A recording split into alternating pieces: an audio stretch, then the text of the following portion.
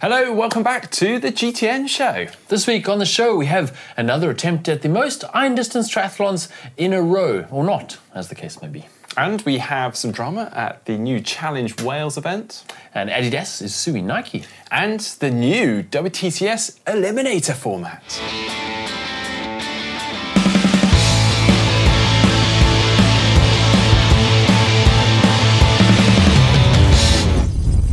Okay, kicking off the show, we have reacts to things that we spotted on social media and the internet this past week. And first off, it's an exciting one. It is a new shoe from Nike. It is the Alphafly Next Percent 2 with Kipchoge posing with the shoe. Yeah, he looks pretty excited about those shoes, and why wouldn't you be? I mean, not the price tag, £274.95. Ouch. Yeah. But apparently they're faster. They are right on the limit of that 40 millimeters. I mean, the previous Next Percents obviously have been very successful and very popular, and these are very much the same with slight modifications to it. So they still have the same bouncy PEBA foam, or PEBA, however you say it, in the forefoot and in the heel, but under the AirPods this time they've actually increased they've added in a little bit of foam under that just to increase that cushioning. They've returned the bounce from that and also the transition from heel to forefoot. Yeah, more cushioning, more foam does mean slightly more weight too, which apparently is a little bit noticeable. But these are designed for the longer runs, Nike says. The Vaporfly Next Percent would be more for the shorter runs, a bit lighter shoe. They apparently are going to be really fast. But it does mean you'll be able to get a discount maybe on the Alphafly Next Percent. That's a good point. Yeah. So keep an eye out for those. Apparently another thing that a lot of people often reported when wearing the previous Next Percents was that slight stability issue, which you are going to get naturally with a higher stack shoe, but they've tried to help or improve that by actually increasing the width of the heel a fraction. So. Well, they are available now, a limited quantity and limited sizes in the only colour that they have available, which is the white prototype colour. But apparently you can get some, so you might have to search around for your sizes. They'll be rolling them out as they come. I think it needs to be hot, ready on the... Yeah, exactly. On to something completely different. How about a triathlon with your dog? How do you think Reggie would handle this, Mark? Actually, this distance I think he'd be good at. This is a bit of a sprint distance, isn't it? It's a 80-metre swim, a 3.5-kilometre bike, and a 2-kilometre run. We noticed this on triathlete.com, and it looks like a pretty fun event. All of the dogs are smiling in the photos, at least. Some of the humans look like they're suffering a little bit, but the dogs do look like they're having fun. I'm pretty sure my dog Cody, who's a Hungarian visitor, would absolutely love this. I think I'd be struggling going around the course with Cody pulling me. To be honest, though, I'd be a little bit nervous. It looks like they have to use a lead on the bike, and I'd be a little bit nervous using a lead with Cody on the bike. And it would be... It'll be hazardous, let's just put it that way. But yeah, I mean, Canny Cross has been around for a long time, but really cool to see sort of Canny triathlons. Something on our list, Mark. I know, we got to do one. Next, we have this from Daniela Reef, and she is giving away her bike. Not just any bike, the bike that she won Kona on in 2018. Very cool. And yes, cool. She is going to be giving all the money that she is receiving for this to good cause. It's going to be going to Wings for Life. Yep, and you can enter that at vrprize.org/reef. So head on over there, and that you could be riding a world championship winning bike. Imagine cool. That. Very cool. Another thing we've spotted is actually from Mark Matthews, partner of Cat Matthews, who is part of the army and actually recently announced an exciting promotion. He's actually decided to step away from the army. And I just he's joined the WAG's army now. But I thought this is really interesting. I mean, Kat is obviously doing phenomenally well. We've featured her a number of times here on the channel. We're very, very excited to see the progress that she's making in triathlon. And clearly they've decided as a team that, you know what, we're going to put all our eggs in this basket. And Kat, I'm going to help you as best as possible. Yeah, it does take a team. So, we wish them all the best, obviously. Mark with a whole new career, I guess, and supporting Kat's career, which is pretty cool. On to some not such good news. Challenge Wales this weekend, there was a bit of a nasty accident. Ironman Josh Holman actually came around the corner at about the 40-mile mark and went straight into a lamppost. Apparently there was a car on the course and he's fractured his jaw in 2 places. He's in a pretty bad way. We wish him all the best and get well soon. But it did bring up a bit of a discussion here in the office about course safety and whether Ironman race directors should be doing more Yeah. Now, actually, Mark Matthews, who we've just spoken about, was on course and actually documenting this a little bit. Yeah, he posted some stuff on his Instagram. Oh my god. Oh my god, they're just parking there. This is on the course. So this is on the bike course right now. We've already had the pro men go through, and this is a wedding in Wales. So this is actually the course, as you can see. Amazing scenes in Wales. Yeah, so basically, as you can see, cars moving around, parking up at quite treacherous places on the course. And yeah, the pros are trying to race around their breakneck speeds, and also the amateur athletes with them. Yeah, not just the pros. I mean, everyone who's paid their money, you pay your money for a race, kind of expecting that you'd be able to race the race. If you can't, if you have to constantly be looking out for traffic and slowing down for pedestrians and everything else, then you may as well just do this on any random Saturday with your mates, and, you know, because it's the same course as it would be on any other Saturday. The point of paying for a race is that you get race conditions where you can really test yourself and push your body's limits. Now, we do feel a little bit for the race organisers in these situations. It is very difficult to put on a triathlon anywhere in the world. And costly. And costly. And there are going to have to be compromises at every event. And sometimes the compromise is closed roads. You can't have closed roads for the whole triathlon. And we understand that, no problem. Some of these races will get around that by just having a go slow zone where you have a certain speed limit, or you limit your athletes to single file, no overtaking for a while, just to keep them safe on small sections of the course. But if you have to have a speed limit on the entire course for their safety because of things like we just saw in that video, maybe that's not the right place to have the course. My feeling is, having done a number of these events where they haven't closed the course, is actually an event when it gets to a certain size and you've got a certain number of athletes trying to make their way around the course, there should be a rule that's instated that the roads have to be closed, because it just gets so dangerous. And you do get the odd person that gets so hung up in the race scenario that they are weaving through the traffic and putting everyone in danger. Yeah, almost two categories of races, I suppose. A race sanctioned as a race and you know it's closed roads and you can really give it your all, and then an event where you understand that, listen, you might not be able to get your PB here because it's not closed roads, and maybe that needs to be more clear in the organisation, in the marketing of these events, that some of them are really just for the experience. You can't expect to go out there and do a PB because you will be navigating random things on the course. And you've got to add to that as well their ability to draft bust as well. Yeah, true. On narrow roads like that with cars coming the other way,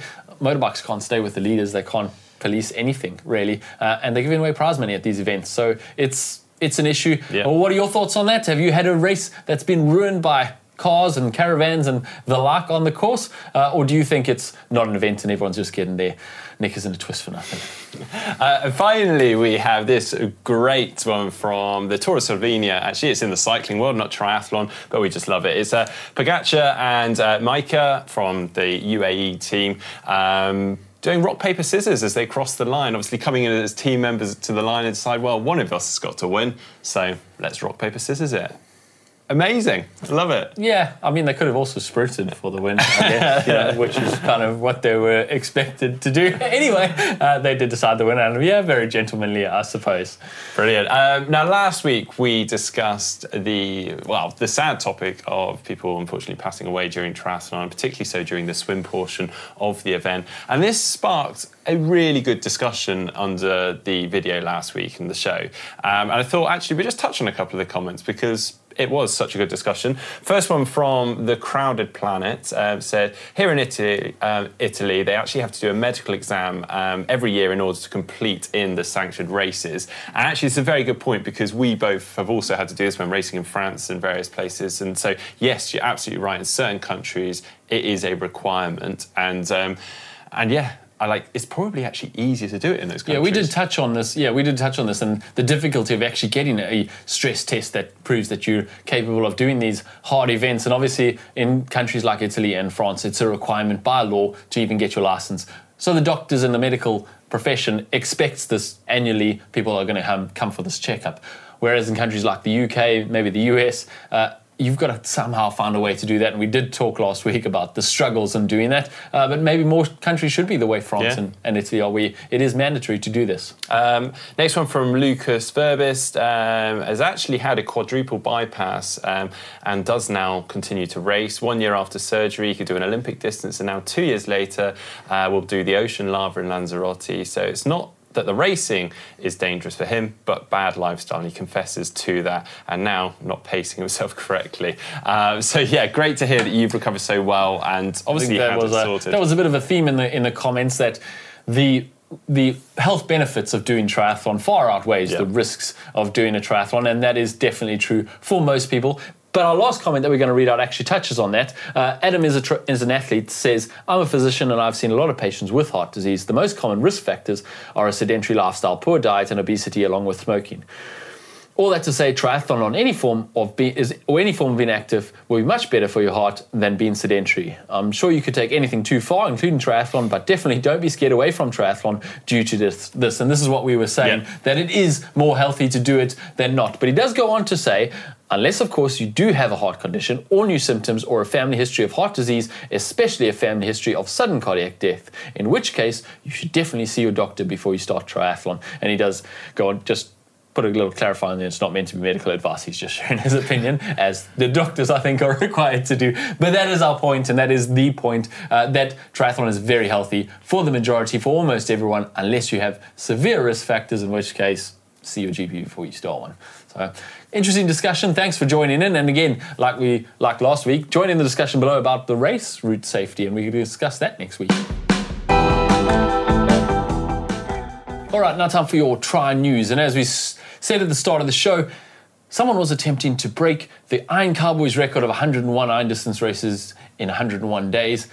Sean Conway was attempting to do it. He had actually never done an iron distance race before. He has done some pretty impressive things, though. He's done some he's swum the length of Great Britain. He's done some pretty epic challenges. I think he holds the record for the fastest trip across Europe on a bicycle. He's done some pretty epic things, and he was going for 102 Ironman triathlons in 102 days.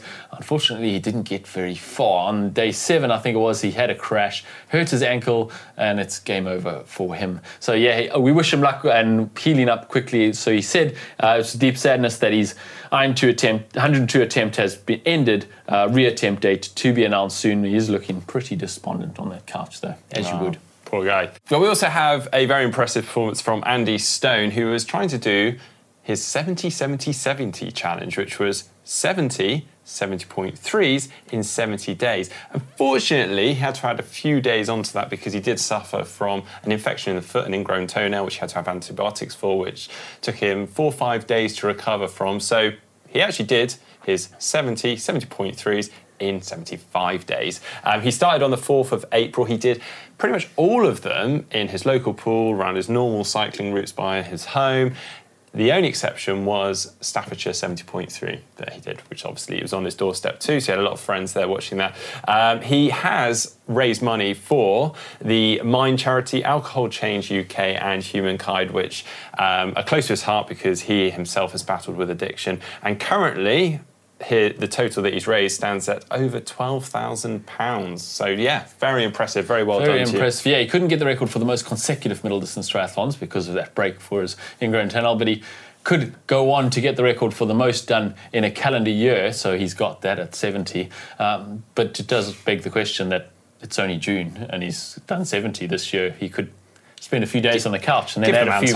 He could add a few more before the end of the year, couldn't he? I mean, at least a few. Yeah, have a month off, Andy. We'll see you back. Maybe the start of August, maybe? For another 70? Yeah. Just cheesy. Also in the news this week, Adidas is suing Nike. All of the infringements, apparently, the patent infringements, relate to software or the app. It's their Nike Run Club app, the Nike Training app, and the Nike Sneakers app, and also the software that connects to the shoes. Adidas claims that they're infringing on their rights and they've taken them to court. This follows on a previous lawsuit in December where Nike tried to stop the import of Adidas Prime Knit shoes, saying they infringed on the patent on their Flyknit series. I guess this is just big companies going at it, isn't it? The shoe giants. Yeah, a bit of boxing war going on there in the patent office. Now, moving on, the UCI, the cycling governing body, have actually just released new guidelines for transgender participation, and they've changed two key metrics within their guidelines. The first is increasing the transition period to low testosterone from 12 months to 24 months, and the second is it's lowered the maximum permitted plasma testosterone level from the current level of 5 nanomillimole. I don't know if that's quite what it is. Nanomillimole to 2.5 nanomillimole. So yeah, apparently that value corresponds to the maximum testosterone level found in 99.99% of the female population. Yeah, they said this policy relates to the latest science, and obviously as more science becomes available, they will update the policies as it goes. And Swimming FINA have done a similar thing, although there's a little bit more black and white. They've basically said that any athlete who has gone through any portion of male puberty will not be allowed to participate in the female events. What they've done is voted to have a open category at their events where anyone who doesn't fit into the normal gender categories can race. And that's obviously something we actually saw recently at the Escape from Alcatraz triathlon, where they had a non-binary category, they called it, and they had 3 athletes competing in that this year in the inaugural time that they've had it. And also FINA did say, quite importantly, that these rules don't apply to national federations or, say, US college championships, for instance. It's very much dependent upon them as to whether they want to enforce those rules. But as James says, pretty sure we're going to see this soon within triathlon too.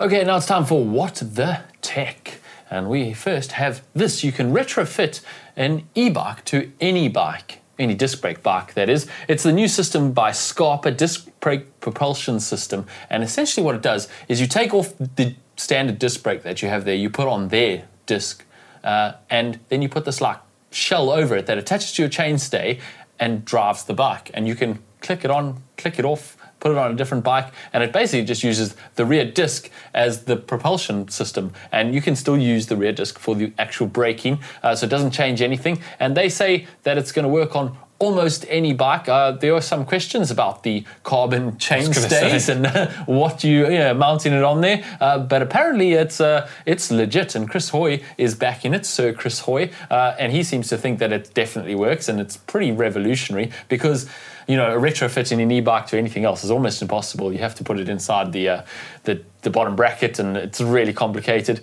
Whereas this is pretty much any bike apparently, and they say it's ready for production, and 2023 it'll be available for around £1,000. So this thing is real. Wait till we see one out there. It's quite amazing, really.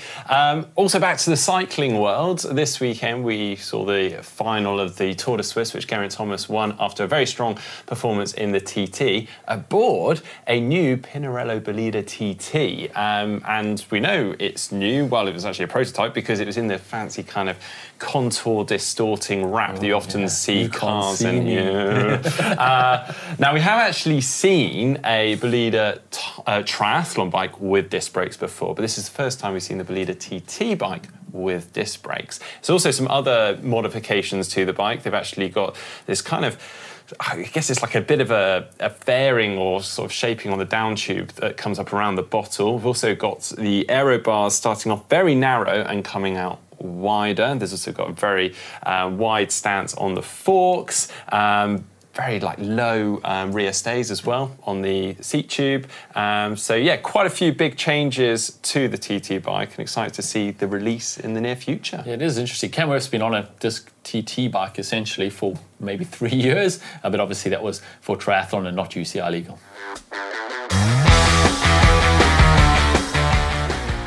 All right, now for the race news, and we have a lot of it. So we had the new Challenge Wales that we discussed earlier.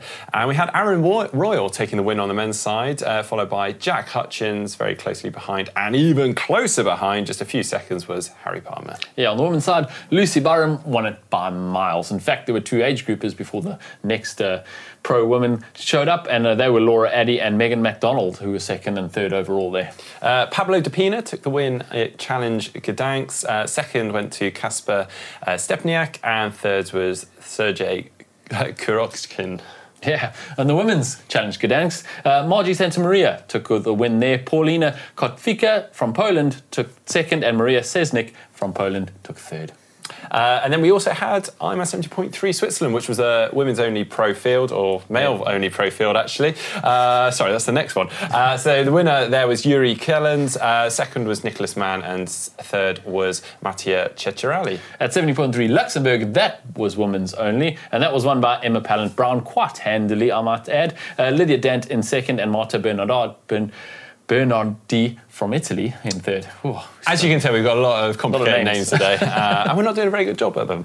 We also had Hotulco World Cup, which was won by Anika Koch on the women's side, Emmy Legault on the in 2nd, and in 3rd was Bianca Serengini.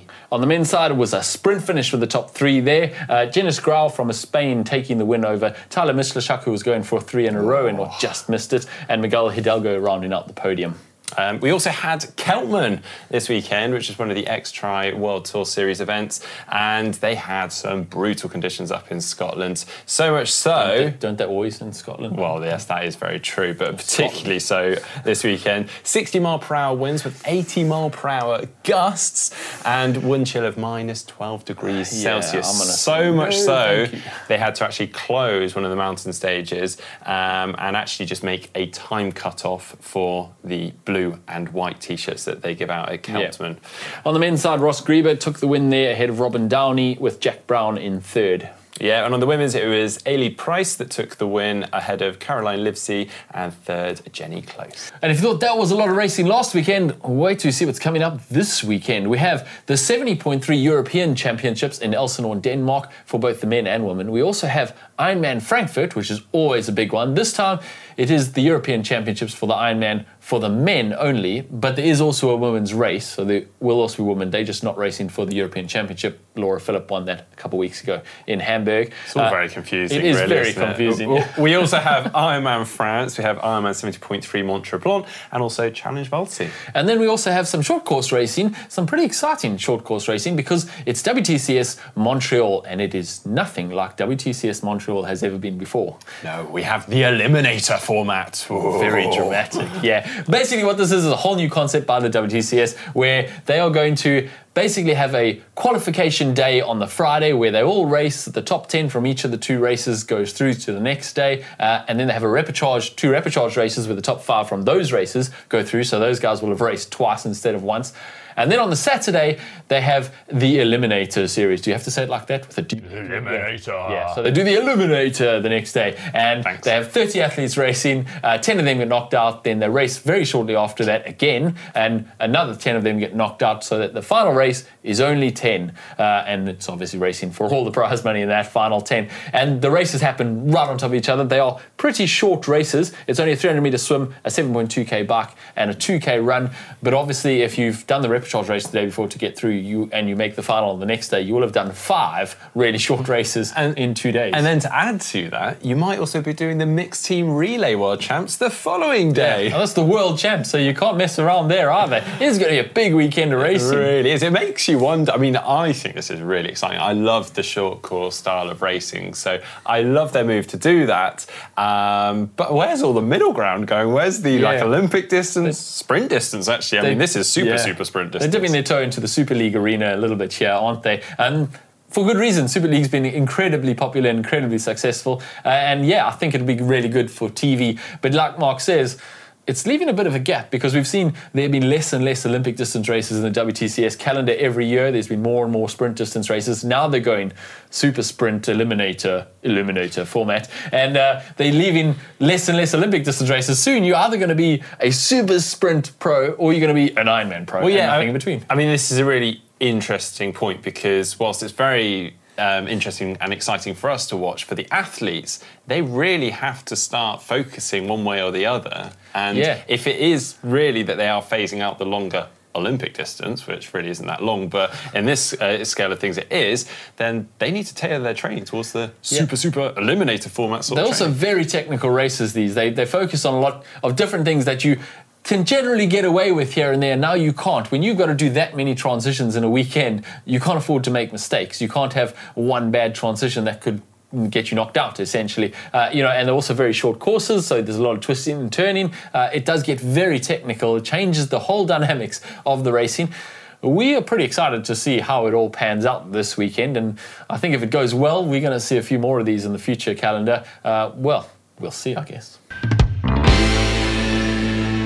Okay, now for us to take a look through some of the things you've sent in to us, and we've got some absolute bangers this week, some really interesting ones, starting with this one from Kentahori from Brisbane in Australia. He said, earlier this year I completed what is called an Everestman, completing an Everesting challenge in the 3 disciplines of triathlon.